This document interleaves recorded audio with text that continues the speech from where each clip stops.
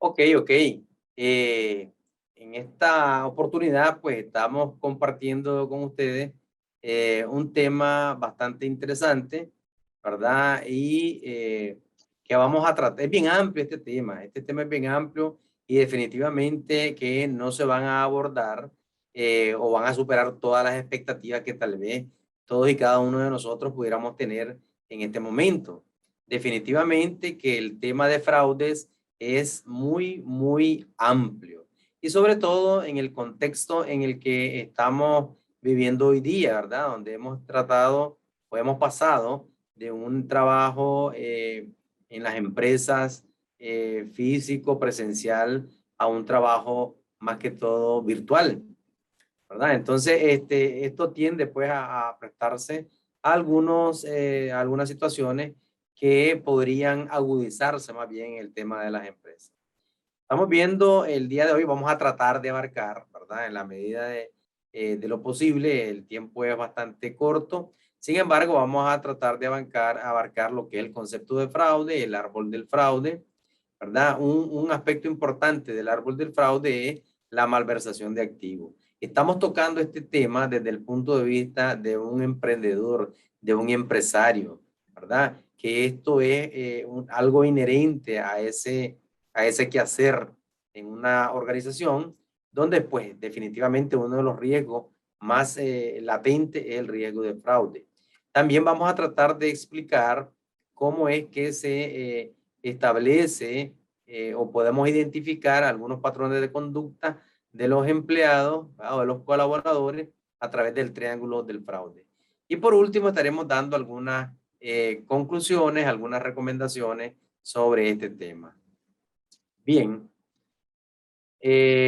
vamos a ver, ahí tenemos una credencial de la Asociación de Examinadores de Fraude, a la cual pertenezco y de la cual soy miembro desde el año 2006. Y estamos en constante pues, capacitaciones con ellos para poder tener un conocimiento actualizado en estos temas. Pasamos, bien, ¿qué cosa es el fraude? El fraude definitivamente, el fraude es una acción contraria a la verdad, a la rectitud, ¿verdad? Que perjudica a la persona en contra de quien se comete, ¿verdad? Es decir, todo lo contrario a la ética y a la buena costumbre. Ese es podríamos decir, un concepto, ¿verdad? Que se utiliza en el tema de fraude. Vamos a ver ahora entonces, iniciar esta presentación conociendo el árbol del fraude. Les decía que en esta presentación las expectativas están enfocadas básicamente a un empresario, a estos pequeños empresarios, a los emprendedores, donde existen unas limitantes para segregar funciones. La mayor cantidad, como vamos a ver más adelante, la mayor cantidad de los casos de fraude se dan en las empresas pequeñas, donde no hay, donde una persona hace muchas actividades, donde una persona inicia un proceso y lo termina ella misma. Entonces, no existe una segregación de funciones bien fortalecida, digamos. Dentro del árbol del fraude tenemos, devolvámonos al anterior, en el árbol del fraude tenemos tres grandes ramas. Esto es lo primero que debemos de conocer. Si no conocemos el tema de fraude, el fraude, nosotros como empresarios, como emprendedores, pueden estarnos cometiendo un fraude y no nos vamos a dar cuenta. Entonces, la primera recomendación, hay que estudiar el tema del fraude. Y lo podemos hacer a través del árbol del fraude, donde hay tres grandes ramas. Una de ellas es la corrupción, ¿verdad? Donde hay muchos casos sonados en todo a través de la historia, ¿verdad? Y máxime aún en estos días. También tenemos el fraude por malversación de activos, que es lo que ustedes ven en el centro y es el que tiene la mayor cantidad de subesquemas o otros esquemas, ¿verdad? Donde está más ramificado esa rama del fraude, por así decirlo. Y por el lado derecho tenemos la parte de los fraudes en estado financiero, que ese es otra rama, ¿verdad? Otra especialización nosotros vamos a estarnos enfocando en algunos. Si ustedes ven ahí, la cantidad de esquemas de fraude que podemos identificar o que se han identificado hasta el momento son bastantes, ¿verdad? Y en la medida que las empresas van desarrollando nuevos productos, en la medida que vamos utilizando nuevas formas de hacer negocios, nuevas tecnologías, en esa medida ese árbol va a ir creciendo, va a ir extendiéndose por un lado, ¿verdad? Y modificándose, pues. Sigamos con la... Okay, ¿cuál es la diferencia entre fraude y estafa? Otra parte muy importante es tener en cuenta esta diferencia. Muchos empresarios y muchos emprendedores no la tenemos muy en cuenta y ahí es donde tenemos los principales problemas. ¿Qué cosa es la palabra confianza? Es la principal diferencia entre estos delitos, por así decirlo. La estafa llega, no media para nada la confianza. Estafa es una persona, se le acerca a otra, ni siquiera la conoce y le dice, mira, te vendo este lapicero de oro, es de oro puro.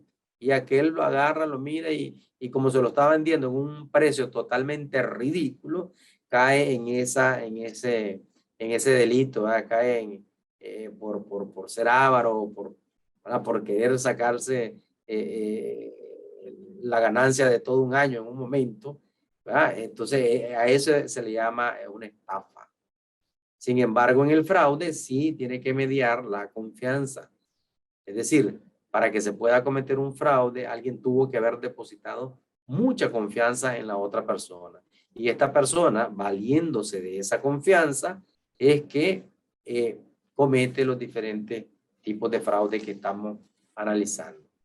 Bien, vamos a ver, como les decía, entonces, el fraude por malversación de activos, que es uno de los esquemas de fraude que más se presentan en las empresas pequeñas, donde los empresarios, por esa confianza que depositan en sus principales colaboradores, es que no prestan atención a algunas señales que vamos a estar viendo más adelante, y ahí es donde se presenta pues el tema del fraude.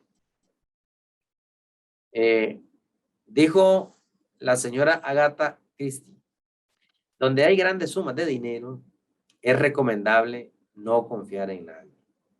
Efectivamente, cuando uno definitivamente no le da la total confianza a una persona, a un colaborador, a un empleado, a un gerente, pues lógicamente lo va a estar controlando constantemente, ¿verdad? Y eso es lo que lo que va a permitir, ese control va a permitir en cierta medida, pues evitar o prevenir los fraudes. Cuando se da una confianza, cuando se da confianza total, ahí es donde comenzamos a ver los diferentes esquemas de fraude. Y el fraude ocupacional es el que está en la rama del centro del árbol del fraude. No es más que, ¿verdad? O se define como el aprovechamiento de la posición en una organización con el objeto de utilizar indebidamente los recursos o los activos de dicha organización en forma deliberada para el enriquecimiento personal. Es decir, cuando la persona usa y abusa de los activos, de los recursos que tiene la organización, ¿verdad? Para su propio beneficio. Ok, aquí ya tenemos un poquito más enfocado, más detallado los desembolsos fraudulentos, que es donde se dan la mayor cantidad de fraudes bajo esta modalidad de fraude por malversación de activos. Y es donde muchos empresarios, muchos emprendedores, tal vez no se percatan de que pueden estar siendo víctimas de un fraude porque no conocemos a nivel de detalle los diferentes esquemas. En esto hay principalmente estos 5 grandes grupos, como son el esquema de facturación, el esquema de nómina, el esquema de reembolso de gastos, la adulteración de cheques, alteración de los cheques, ¿ya? Y desembolsos en caja registradora.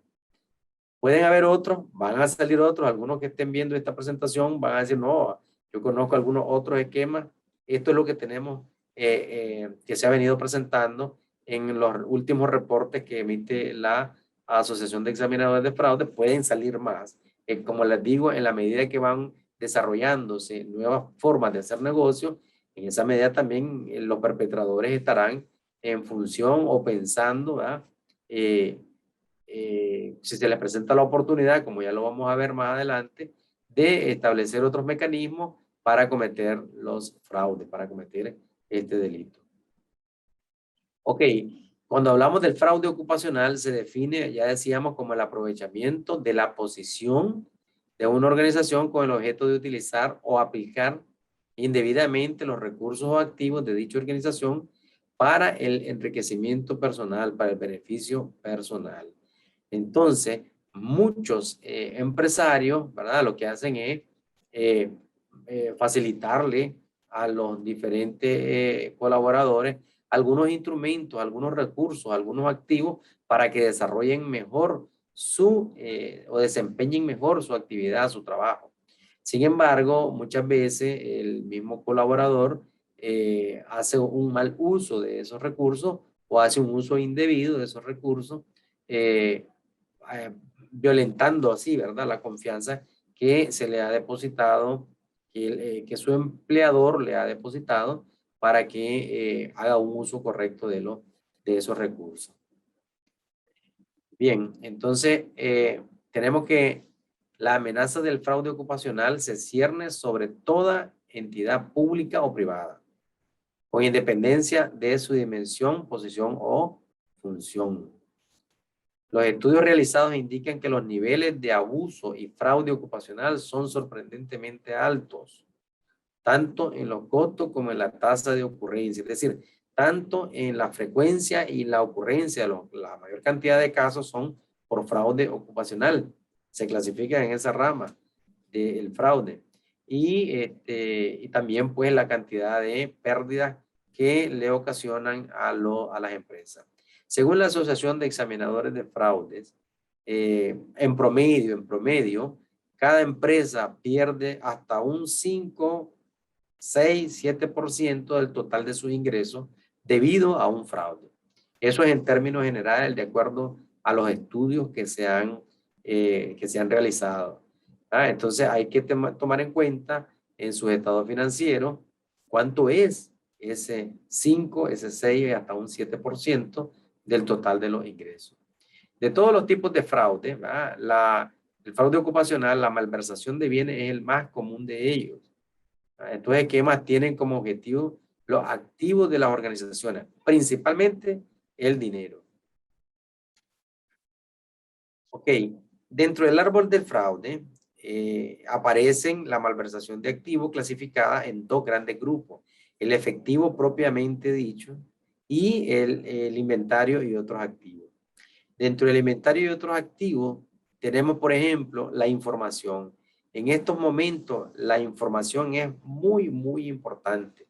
La información personal de todos y cada uno de las personas que interactuamos en el mercado, pues tiene un alto valor. Y esa sustracción de esa información se clasifica en la parte 2, que es los inventarios y otros activos. Dentro del efectivo, a su vez, podemos dividirlo en el hurto o el robo propiamente del efectivo, los desembolsos fraudulentos, que es donde nos vamos a enfocar, y la retención indebida. Desembolsos fraudulentos. Los esquemas dentro de este subgrupo son esquema de factura, como ya habíamos visto en las láminas anteriores, el esquema de nóminas, el esquema de reembolso de gastos, adulteración de cheques y caja registradora. Vamos a ir viendo algunos ejercicios, algunos ejemplos que se dan en el esquema de facturas. Pasamos a la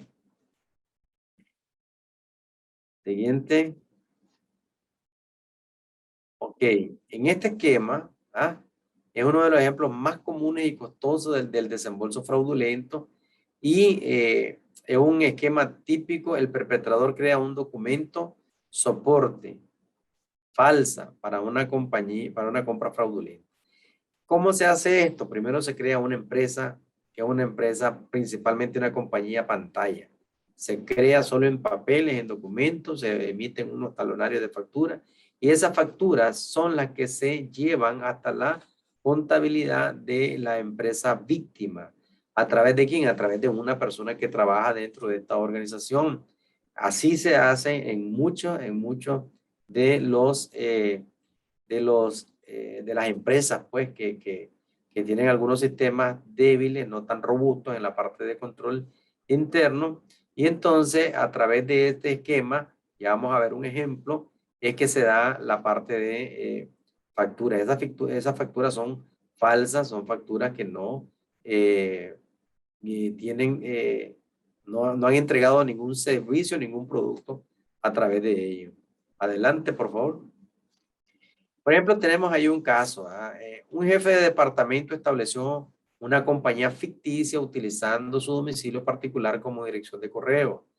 Durante un periodo de 2 años, esta persona presentó facturas falsas por más de $250,000.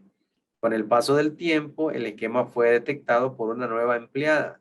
Fíjense bien que aquí, en este caso, se detectó por pura casualidad, como decimos nosotros, por tips, que es la mayor, como se detecta la mayor cantidad de casos de fraude. Esta empleada se encontraba procesando una factura cuando advirtió que la dirección del proveedor, que estaba en la factura, era la misma que la de su jefe.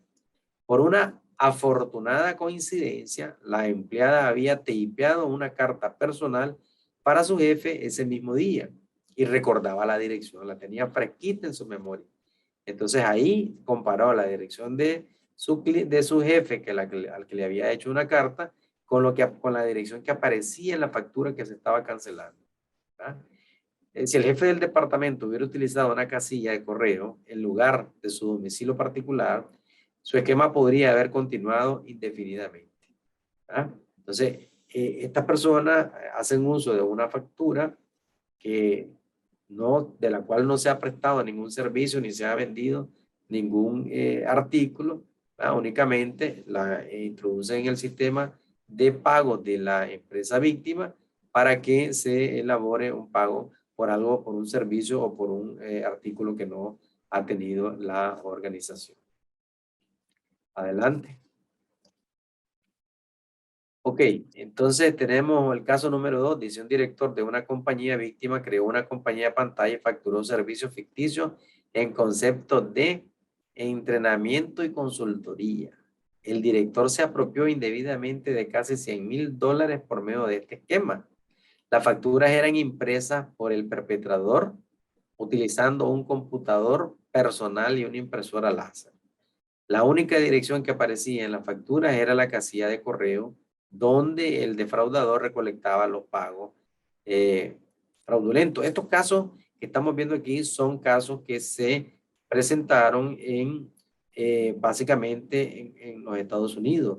La Asociación de Examinadores de Fraude recopila todos los casos que los examinadores de fraude tenemos o hemos analizado y pues los van proporcionando para que nosotros podamos tener una idea de de estos casos que están presentándose. Entonces, en este caso, el perpetrador realizó, ¿verdad?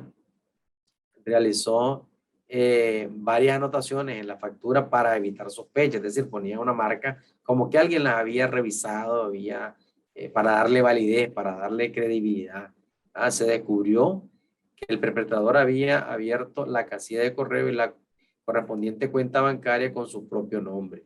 Una vez que el sospechado del fraude, una vez que se sospechó del fraude, estos hechos, es decir, la cuenta a su propio nombre y la casilla de correo, fueron los que permitieron a los investigadores identificar a este señor que era el culpable de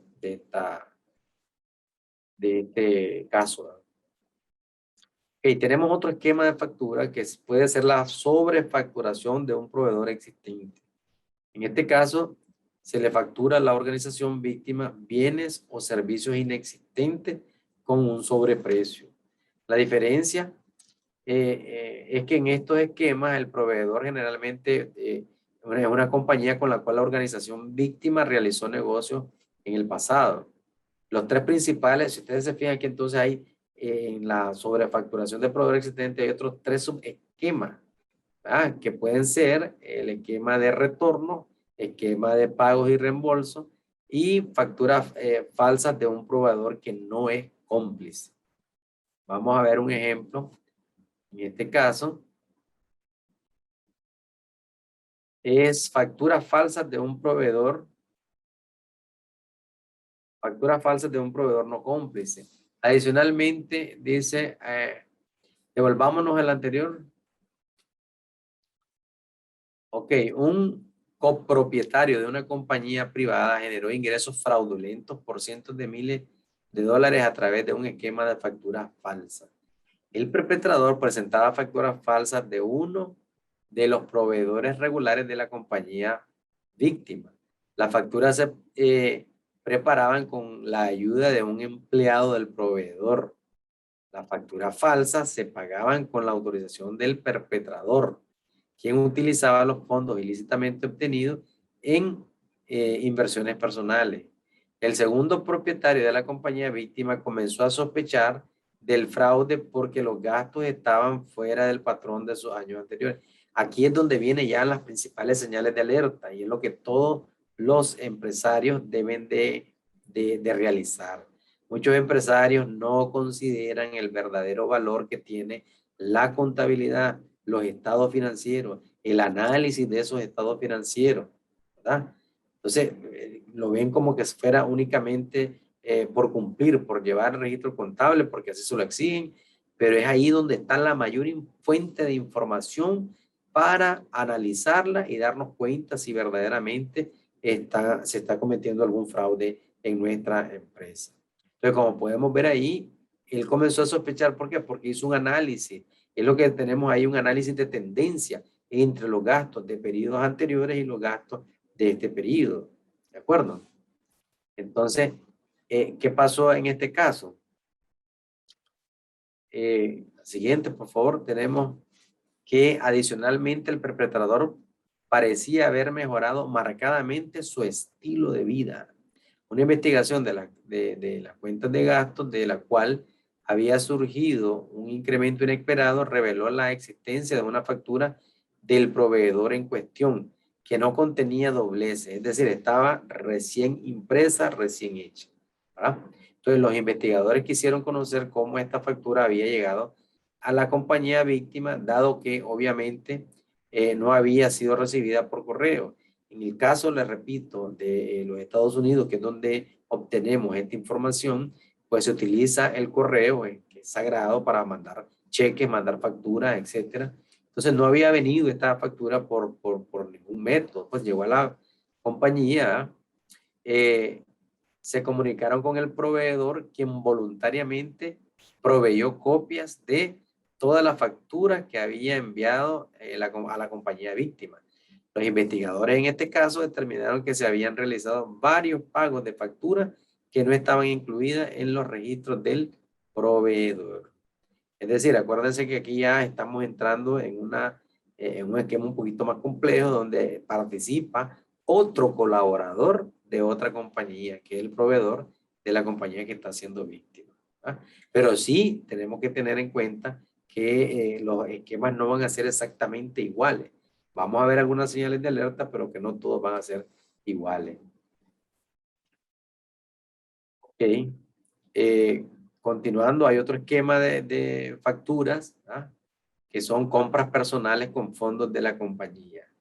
Este es un esquema bastante común y volvemos a lo mismo. Cuando hay mucha confianza, pues hay muchos dueños de empresas que tal vez le permitieron alguna vez sacar algún gasto personal, pero en la mayoría de los esquemas que se han aplicado hasta este punto, centran la atención en cómo se obtiene dinero del empleador a través de facturas falsas. La otra opción abierta para el empleado defraudador es comprar bienes o servicios personales y hacer que estos sean facturados a su empleador. Las cuentas de la compañía se utilizan para comprar algunos artículos para los defraudadores, para sus negocios, sus familias, etc. En lugar de generar dinero, el proveedor obtiene un beneficio de estas compras. Desde la perspectiva de la organización víctima, sin embargo, la pérdida siempre va a ser la misma. Y tenemos un caso de facturas fraudulentas. Un empleado administrativo a cargo de requerir suministros manejaba un negocio paralelo de ventas de suministros en efectivo. Los bienes que el empleado vendía en su propio negocio eran similares pero no exactamente iguales los bienes de la compañía que normalmente compraba. El empleado requería los suministros para su negocio paralelo. Luego adulteraba las descripciones de la mercancía en la factura del proveedor utilizando líquido corrector y una fotocopiadora. Una vez que las facturas se habían adulterado, se las enviaban al departamento contable y los cheques que enviaba el proveedor, se le enviaban al proveedor. En el interín, es decir, en ese momento de que están enviando los cheques, el perpetrador obtenía su propio inventario de forma gratuita y cobraba el dinero resultante de la venta de estas mercancías. O sea, se estaba apropiando de inventario, ¿verdad? Que era comprado prácticamente con los fondos de la compañía o de la empresa donde trabajaba. Entonces, en esta parte, si ustedes se han fijado, cuando hablamos el caso del esquema de facturas, tiene que ver un área que es el área de compras involucrada. Entonces, muchas veces es un área sensible, se la dejamos a algunos colaboradores de mucha confianza, en los cuales el empresario, el emprendedor, espera que más bien lo apoyen en esa área y muchas veces, no es el primer caso, son muchos casos que hemos tenido que en nuestra experiencia, donde esa persona que está haciendo esas compras, pues definitivamente está apropiándose indebidamente de recursos que no son de ellos. Bien, aquí vamos con unas señales de alerta. Aquí no necesariamente estas son todas las banderas rojas, no necesariamente son todas las señales, son algunas señales que podrían estar dentro de estos tipos de esquemas. ¿Ah? Entonces tenemos un proveedor que es desconocido en la organización o en el mercado. De repente apareció este proveedor dando estos servicios, nadie lo conoce, es nuevo. No necesariamente, quiero aclarar esto, no necesariamente esto sea un esquema de fraude. Son señales de alerta que hay que profundizar un poco más para poder determinar si efectivamente están asociados a un esquema de lo que ya están tipificados en este tipo de esquemas de factura. También la empresa proveedora es propiedad de un empleado o de un pariente cercano o un socio. Ya también puede ser una señal de alerta de un esquema de fraude. La letra manuscrita del proveedor sospechado coincide con la letra manuscrita de un empleado sospechado. Aquí llevamos a un nivel de análisis un poquito más profundo. ¿Ah? Las facturas no contienen detalles tales como números de teléfono, números de fax, números de facturas, pie de imprenta. Algo parecido sucedía aquí hace muchos años cuando se podía soportar alguna compra con unas facturas comerciales que le llamamos nosotros, ¿verdad? Entonces, eso no debería de permitirse. Facturas con numeraciones correlativas del mismo proveedor. Esta es una señal muy, muy importante.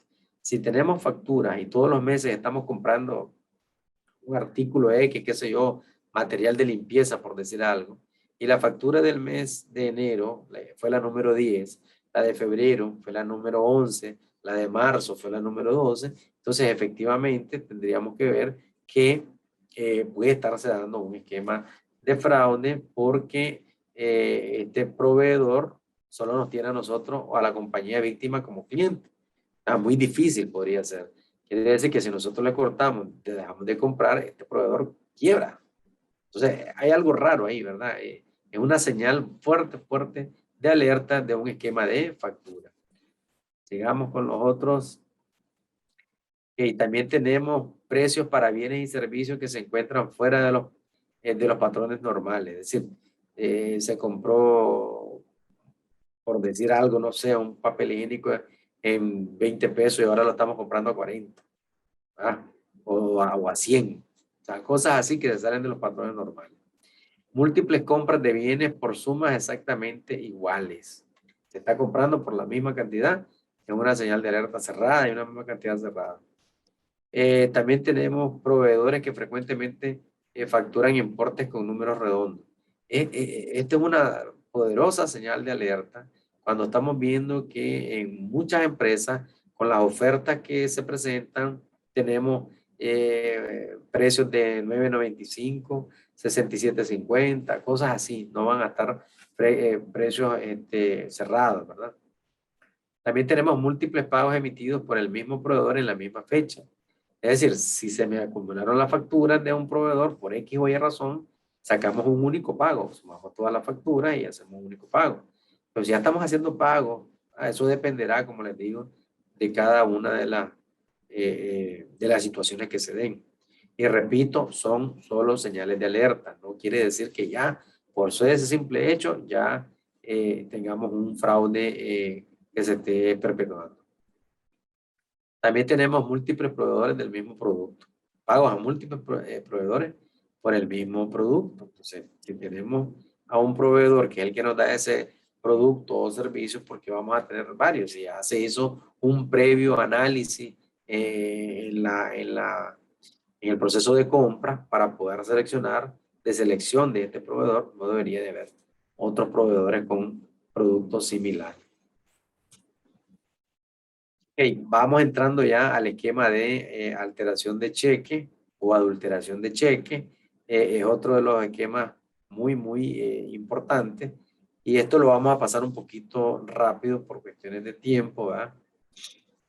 Ahí vamos a ver, tenemos diferentes esquemas que se dan en subesquemas, por así decirlo, que se dan en esta modalidad de alteración o adulteración de cheque.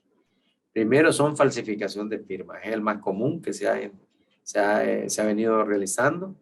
También tenemos falsificación de endosante, alteración de beneficiario, cheques ocultos y firmas autorizadas. Todos estos son esquemas que se dan dependiendo en el volumen de los cheques.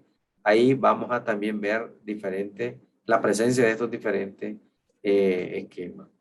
Vamos a ir pasando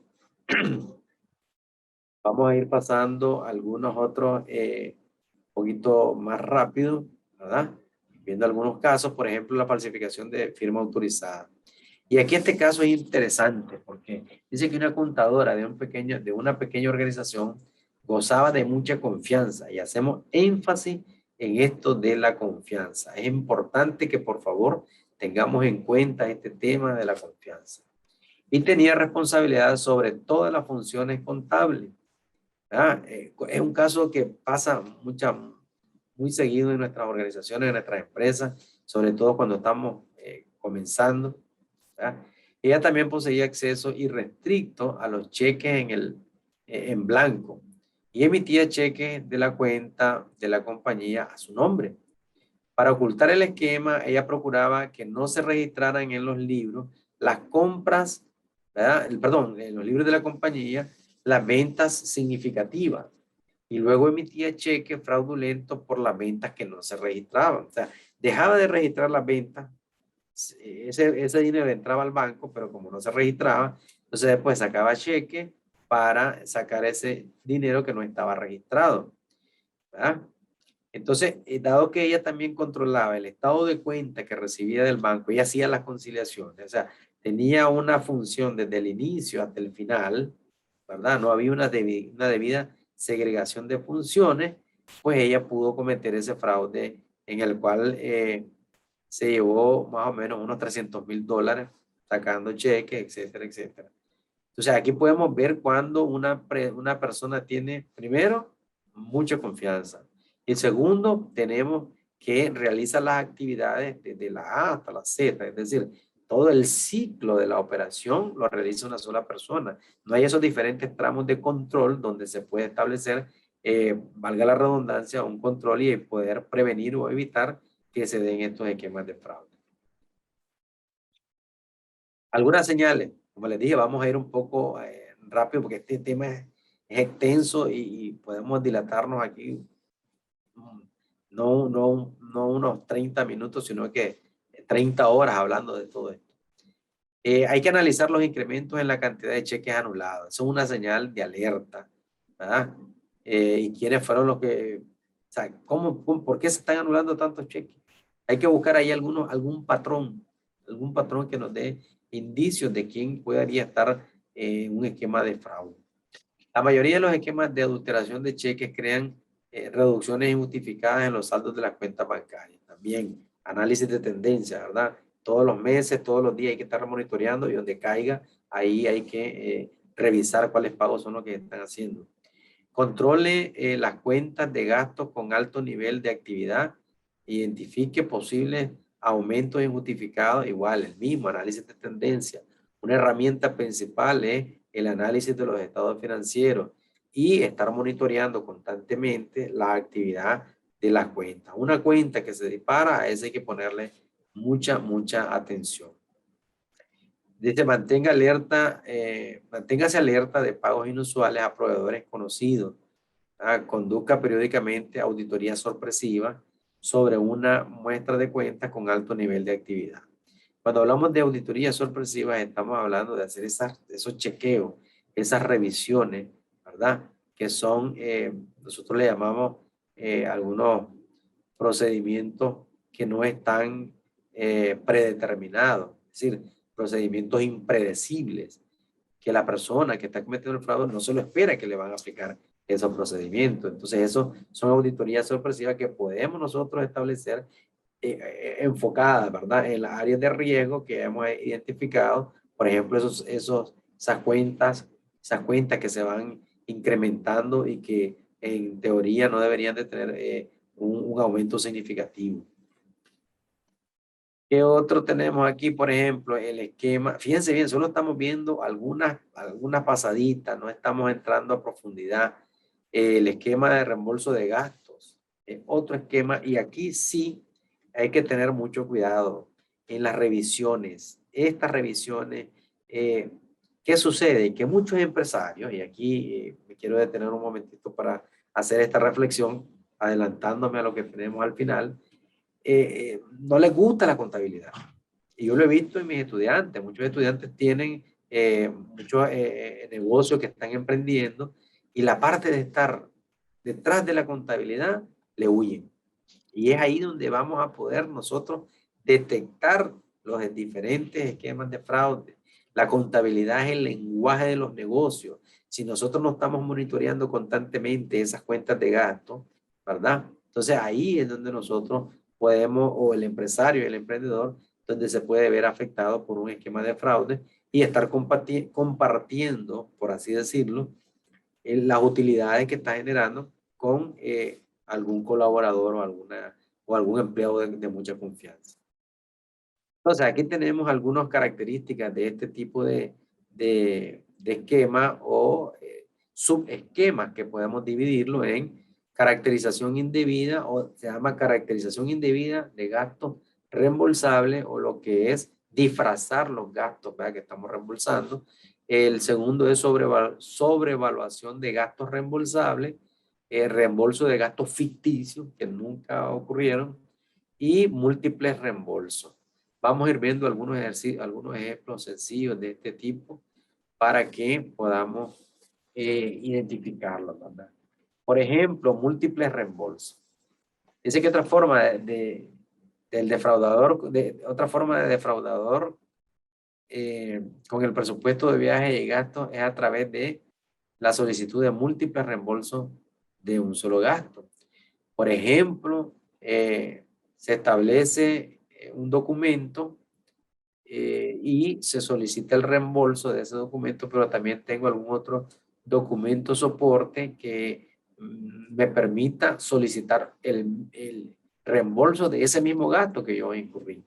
Entonces ahí puede darse una situación de múltiples reembolsos. Creo que aquí viene más o menos otro ejemplo, que lo podamos ver. Parece que el empleado requería reembolsos adicionales de gastos de negocio al presentar múltiples reportes que contenían varios tipos de documentación de soporte. Por ejemplo, es el talón del tiquete de la línea aérea, o el boarding pass o lo que utilizaba para viajar, se lo sometía a reembolso ese documento y por otro lado sometía a reembolso la factura que le había dado a la agencia de viaje y era por el mismo vuelo, pues por la misma, ¿verdad? Entonces el defraudador lograba que el presidente de la división autorizara uno de los reportes de gasto y el vicepresidente aprobara el otro. O sea, no se lo presenta, en este caso el empleado no se lo presentaba los dos reembolsos a la misma persona porque definitivamente al revisarlo le iba a decir, ve, espérate, el reembolso ya te lo autoricé, ya lo habíamos pagado. Entonces se lo presentaba a otra persona que tuviera el mismo nivel para autorizarle y así podía hacer cometer el fraude por este reembolso de gastos, ¿verdad? Reembolso múltiple de gastos. Sigamos viendo entonces algunas señales del esquema de reembolso de gastos. Dice que un empleado presenta gastos que fueron incurridos en fecha u horarios en los que no se encontraba trabajando. Primera señal de alerta, ¿verdad? Si se le da un viático a alguien, a un colaborador, algo, tiene que estar dentro de los días o de los horarios en los que él anda trabajando, ¿verdad? También un empleado solicita reembolso de gastos de viaje a un destino donde la organización no conduce normalmente negocios. Y volvemos a lo mismo, para poderse percatar que hay un esquema de fraude de este tipo, el empresario, el emprendedor, la persona que está a cargo de este negocio, debe de hacer su revisión a esos reembolsos, a esos soportes. No es solo ver la hojita de liquidación de gastos, sino también ver los soportes que están adjuntándose a esa hoja de liquidación. Las millas reportadas son claramente excedidas considerando el destino del viaje de negocios del empleado. También, muchas veces no le ponemos a esos detallitos. Tiene que haber una relación directa entre lo que hace la persona, a dónde viajó, cómo lo hizo, con lo que está pidiendo de reembolso en su liquidación de gastos. Dice gastos incurridos en fines de semana o feriados. Otra cosa que debería de considerarse, ¿verdad? Para, como una señal de alerta. Reportes de gastos que muestran signos de alteración o de autorización adulterada. Muchas veces hay facturas de gastos por comida, por alimentación o por hospedaje, qué sé yo. Y entonces la factura permite ponerle o anteponerle un número al monto total y con eso algo que era de 500 córdobas pasa a ser de 1.500 o de 2.500, ¿verdad? O sea, hay que revisar cuando tratamos, hay manchones, hay esto, lo otro, esas son señales de alerta, ¿de acuerdo? Sigamos viendo entonces otras señales, reportes de gastos que carecen de documentación de respaldo. Muchas veces solo se pasa, hay muchas organizaciones que tienen establecido algún tipo de viático. Para viajar a tal parte te vamos a dar, qué sé yo, 1.000 pesos o 2.000 pesos. Y entonces lo que piden nada más es un detallito de cuánto gastó por día en una hojita de Excel. Entonces tiene que estar soportado con, en la medida de lo posible, lógicamente, dependiendo del lugar donde visiten, con documentación de respaldo. Reportes de gastos que son respaldados por fotocopias en lugar de documentos originales. Esa es una alta señal de alerta. O sea, tiene que venir el documento original. Hoy en día, muchos documentos se pueden sacar casi como que fueran originales de estas fotocopiadoras y todo eso. Pues hay que establecer siempre la documentación que no es la original, deja algún tipo de rastro, algún tipo de huella que, digamos, los empleados deben de ir estableciendo ese olfato para poder determinar el tipo de documento que no está haciendo o que no es legal o que no es formal para las actividades a las cuales se está dedicando. Entonces podemos ver también que hay empleados que frecuentemente solicitan reembolsos de gastos después de los 60 días de haberlos incurrido.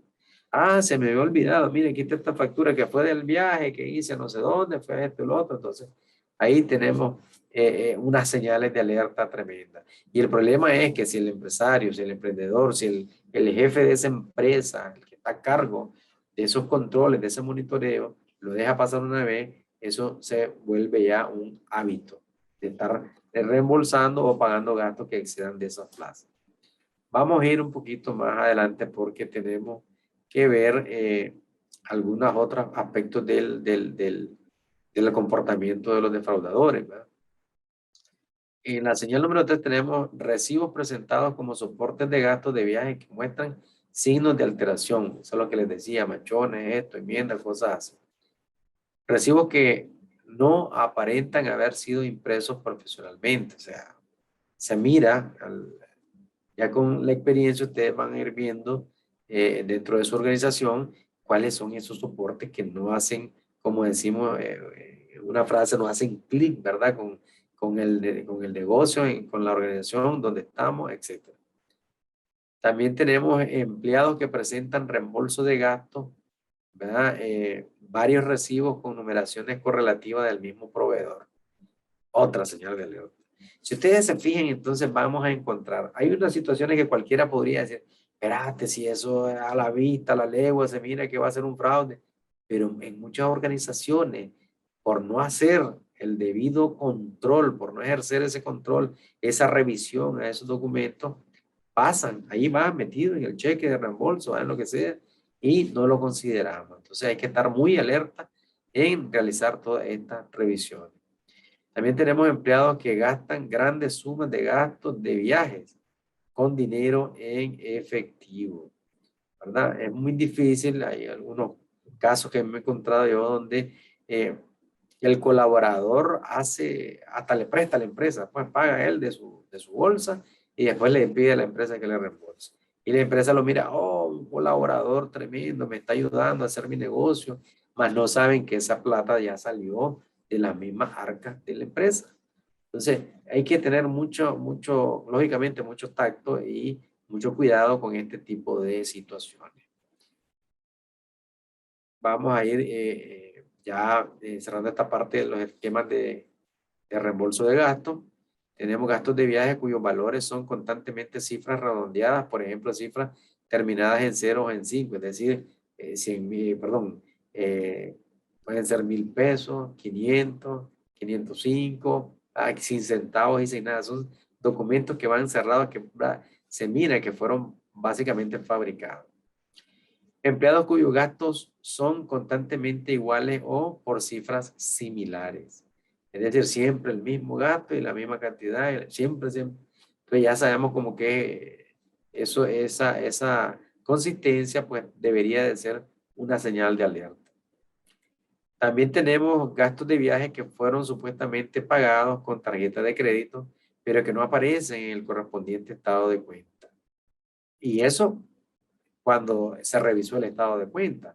Hay muchos empleados o muchas empresas que les dan tarjetas corporativas a sus colaboradores y los pagos hacen nada más el pago a la tarjeta, porque un estado, un cobro o algo, y ni siquiera pidieron los soportes de todos esos gastos. Llegó el estado de cuenta y dice que usted tiene que pagar tanto y eso es lo que se paga. Y ponen de soporte el estado de cuenta y muchas veces en el estado de cuenta no va detallado, valga la redundancia, a nivel de detalle, cuál es el tipo de gasto en el que se incurrió, ¿verdad?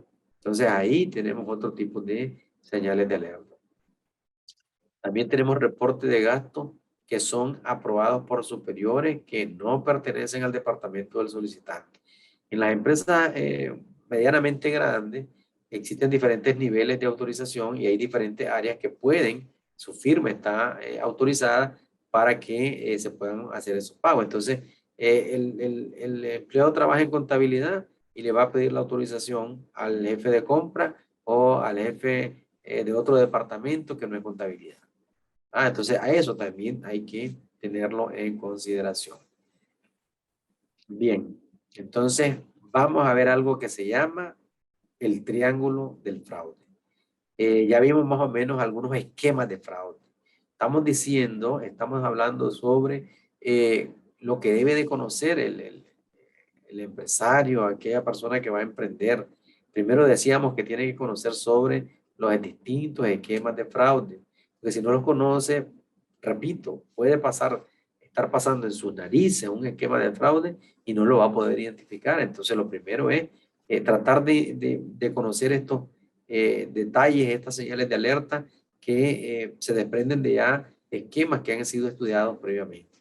La otra parte es el triángulo del fraude, donde se establece una forma de determinar por qué estos empleados, por qué estos colaboradores cometen fraude.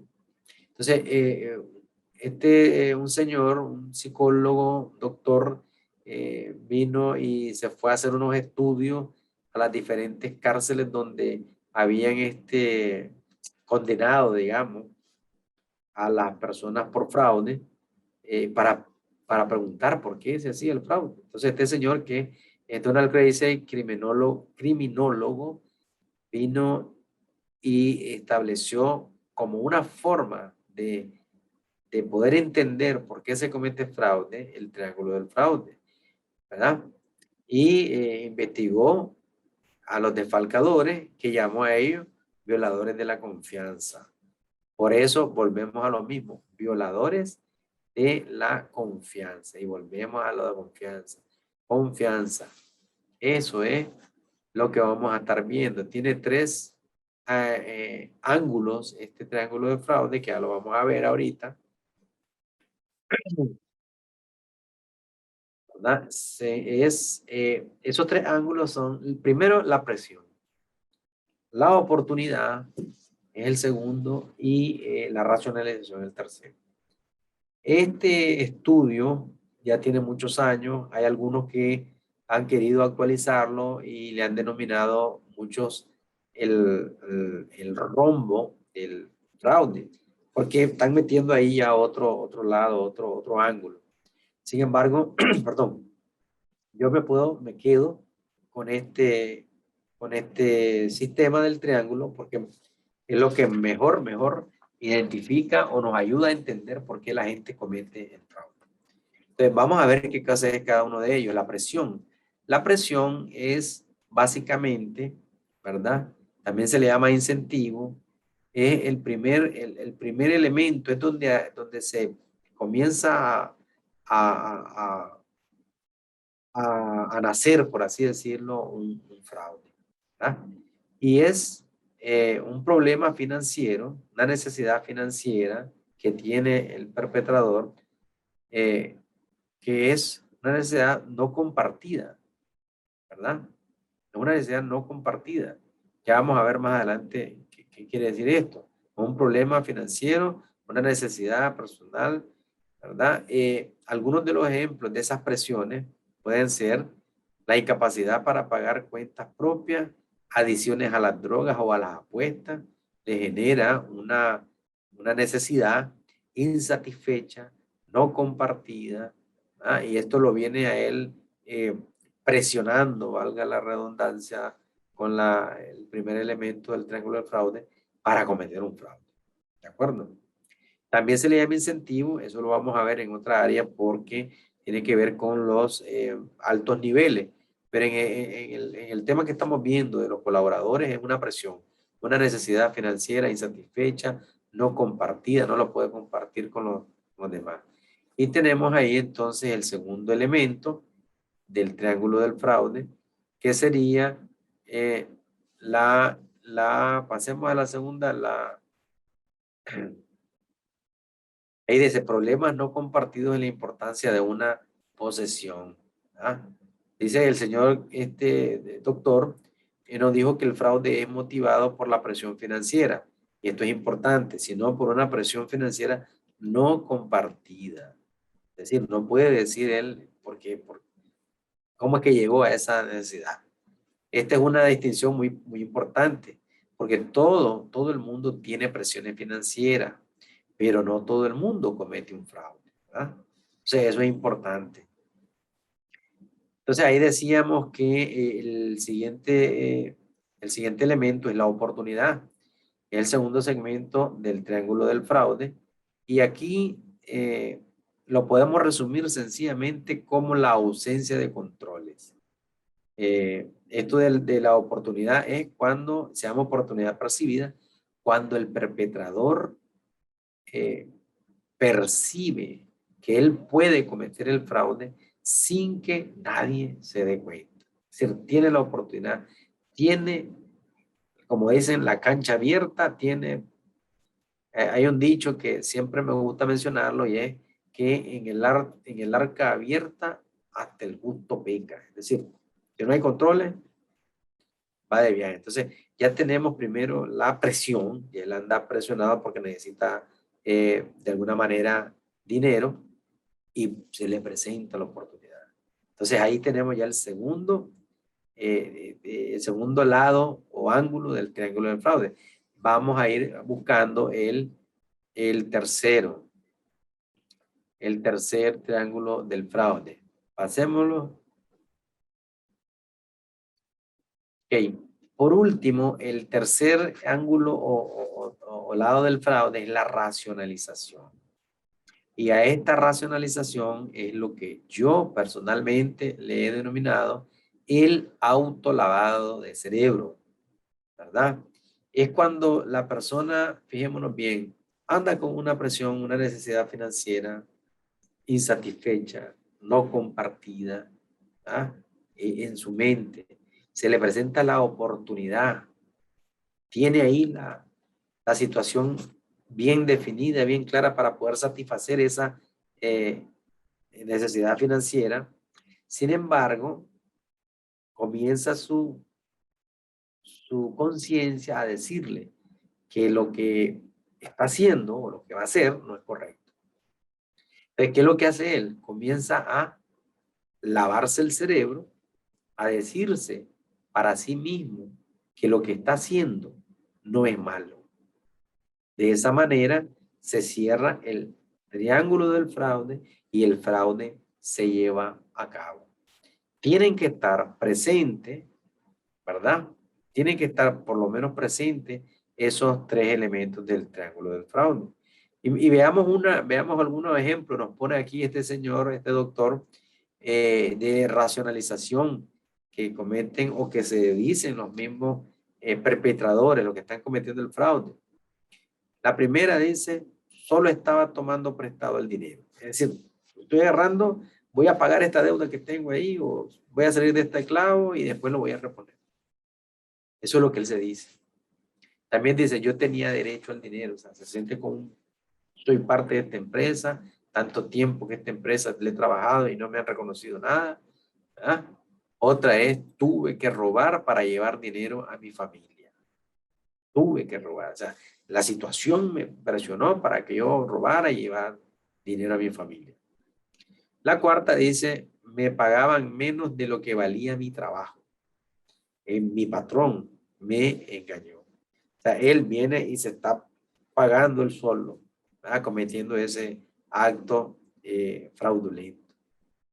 Y esta quinta, ¿verdad? Que la que a mí me gusta bastante porque dice, el patrón es deshonesto con otro y merecía un castigo. O sea, sale como la persona que más bien lo que está haciendo es algo que se le debería de aplaudir.